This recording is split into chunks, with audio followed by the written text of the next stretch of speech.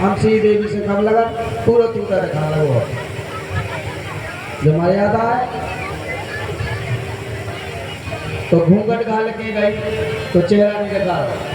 तो कौन नहीं जाने जानते ऐसे गाँव की बलक्का वाली जिया आ गई जिया कभी सीधी गई तो गई उठाओ गोदी में पारो से भगवान ने तो टाँके निचले के आ जा मोसी हम तो यहाँ डांटे बहुत लगी भूम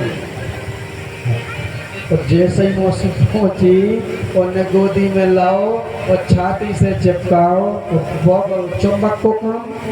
भगवान ने इतनी दई पीड़ा पहुंचाई उसे इतनी वेदना हुई कि अब चिल्लाने कि जिसे हम मारने के लिए आए थे कि साधारण बच्चा है और ये जहर पान कराएंगे तो ये मर जाएगा तो ये तो पूरा पी गया हमारा वक्ष स्थल ही सूखने लगा खून भी पी गया ताकत भी मर गई अब वो घबराने की अब उसे बहुत छुड़ाया उसने बालक को लेकिन वो काय को छोड़े अब जुटी चलने आवे छोड़ दे भगवान बोले ऐसा नहीं हम छोड़ा एक तो कल हम पकड़त नहीं है चिपकता ही नहीं है और जी से चिपक जाते फिर नहीं छोड़त नहीं तो हम भगवान कहेंगे भगवान की विशेषता भी यही है कि जिससे भगवान चिपक गया फिर उससे अलग नहीं हो अब जब तूने हमें चिपकाई लो तो कहाँ भगाओ थी और उसको हुई पीड़ा तो अब उसने अपना जो रूप बनाओ तो वो त्यागो अब उसने लगो अपना रूप बड़ो विशाल कि हम जैसे हैं वैसे ही बन जाते देखा थी ना तो जैसे ही बेबड़ा तो कैसे भगवान बड़ा चले गए बोले पसड़ो तुम कितनी पसाई हाँ तो जब तक बेलम छानी हाँ उतने भगवान जी तो अब उड़िया आकाश की ओर भगवान बोले बड़ा चलो हम तो वैसे तुम्हें चुंबक की तरह चिपके जब तो उसके पक्ष स्थल पे लगे हुए भगवान चले गए वो आकाश में उड़ी और चिल्लाती रही और चिल्लाती हुई भगवान ने उसे इतनी पीड़ा दी कि अंत में उसके प्राण पखेरु ही पड़ गए वो पृथ्वी पर धड़ाम से गिरी और पूतना पृथ्वी पर गिरी भगवान उसके पक्ष स्थल पे खेल रहे और उसकी काया कितनी थी 6 कोस की इतनी बड़ी हड्डी के 6 कोस हाँ एक आध तो बाड़े को खाएगा ना तो पेट ही पे हो जाए और जब 6 कोस की हुई है एक जने करते माछ के तो खा तुझे परमेशी हमने के हम खवाओ ना गए हाँ परमेशी हमारे तो आ गए लो ना हमें तो पूतना के दर्शन नहीं करने और भगवान जिंदगी में काउहा पूतना के दर्शन ना हो राक्षसी जाऊ को कहा राक्षसी को उद्धार होने तो वो उसका उद्धार किया भगवान ने उसे अपने हाथ से मारा वो भगवान के हाथ से मरी तो 1 सेकंड में तरी हाँ भगवान के हाथ से मरे तरे ना बोलो भगवान ने उसका वध किया तो सुखदेव जी कहते हैं परीक्षित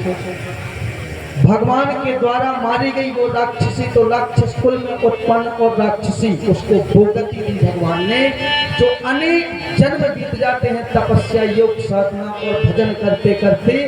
हम पूरा जीवन भजन करेंगे योग साधना करेंगे सब कुछ करेंगे ये देह त्याग देंगे फिर अगली देह धारण करेंगे फिर भजन करेंगे फिर मर जाएंगे फिर देह त्यागेंगे फिर भजन करेंगे इस तरीका से सत्कर्म करते करते अनेक जन्म तक ऐसा करते रहते हैं उसका जो पुण्य फल होता है वह पुण्य फल उसको प्राप्त होगा उस पूतना को तो बोलो भगवान की क्या कृपा है इसीलिए किसी ने लिखा एक शेर है भगवान के क्रोध में जब इतना पावर है तो भगवान के प्रेम में कितना पावर होती ये बात है कि एक शेर सुनो इनकार में ही दिल लूट लिया इनकार माना जाना था मना नो इकरार माने यस हाँ इनकार में ही दिल लूट लिया तो इकरार का आलम क्या होगा इनकार में ही दिल लूट लिया तो इकरार का आलम क्या होगा और जब गुस्सा इतना मीठा है तो प्यार का आलम क्या होगा जब गुस्सा इतना अच्छा लगा तो प्यार के तो अच्छा लगा बोलो। इसलिए बिंदु जी ने भी लिखा कि हे कृष्ण तुम्हारी उल्फत में गुलजार भी है और खार भी है। हे कृष्ण तुम्हारी उल्फत में गुलजार भी है और खार भी है।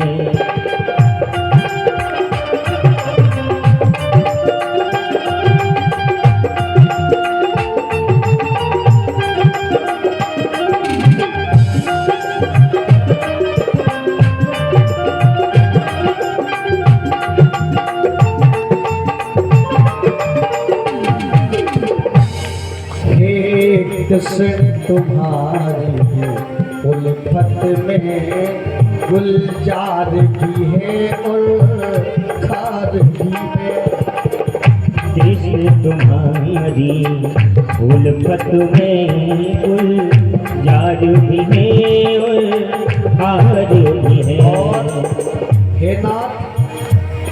क्या लुप्त है प्रेम निराले का, जहाँ प्यार भी है और मार भी है। निराले का जहाँ प्यार भी है और मार भी है।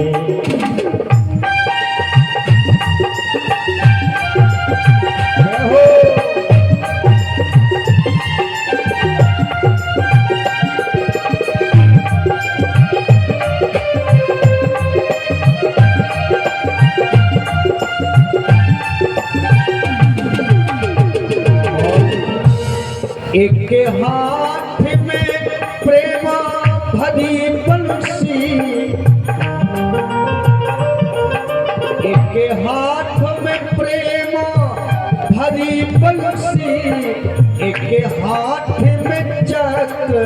सुदर्शन है।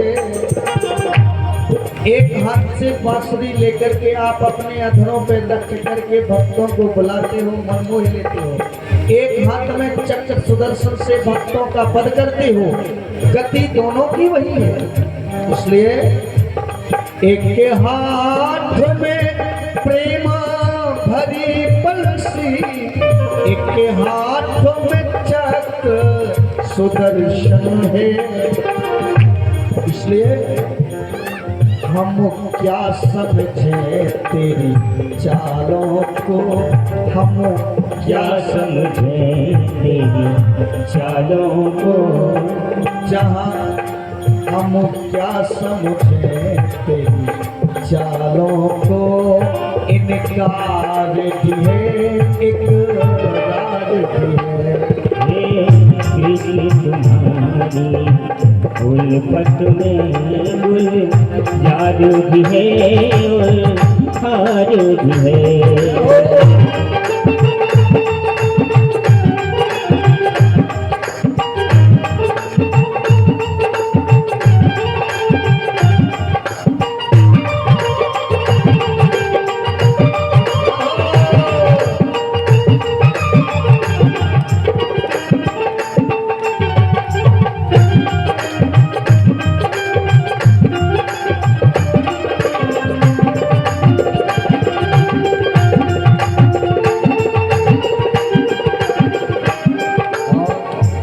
तो इनकार में ही दिल लूट लिया, इनकार में ही दिल लूट लिया। तो इकरार का आलम क्या होगा, और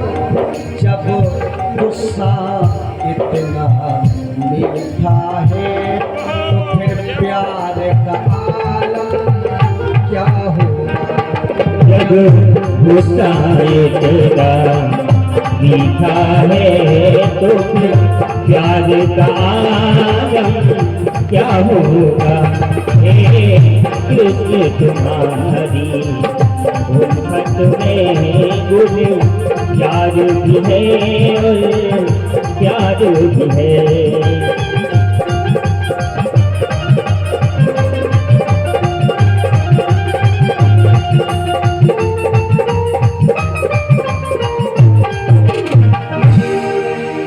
इस प्रकार से बिंदु जी लिखते हैं। बिंदु जी की बहुत अच्छी रचनाएं हैं। पहले के कवि भी बहुत अच्छे हुए, महान कवि जिन्हें लगता है शायद इन्हें भगवान का साक्षात्कार हो गया होगा। इतनी सुंदर पंक्तियां ये बिंदु जी की रचना है। तर्ज अपनी ओर से गायक लोग देते हैं, कवि तो गीत लिख देता है, पद रचनाएं हैं। तो कहने का तात्पर्य ये कि बोलो भगवान की जन्म जन्मांतर तक योग साधना तपस्या करते हैं, तब वह गति प्राप्त होती है जो गति पूतना को प्राप्त हुई, जबकि वह पूतना भगवान के प्रति अच्छे भाव लेकर भी नहीं आई थी। वो तो भगवान को मारने के लिए आई थी। उसे क्या पता कि ये भगवान है, आई थी बुरा करने के लिए।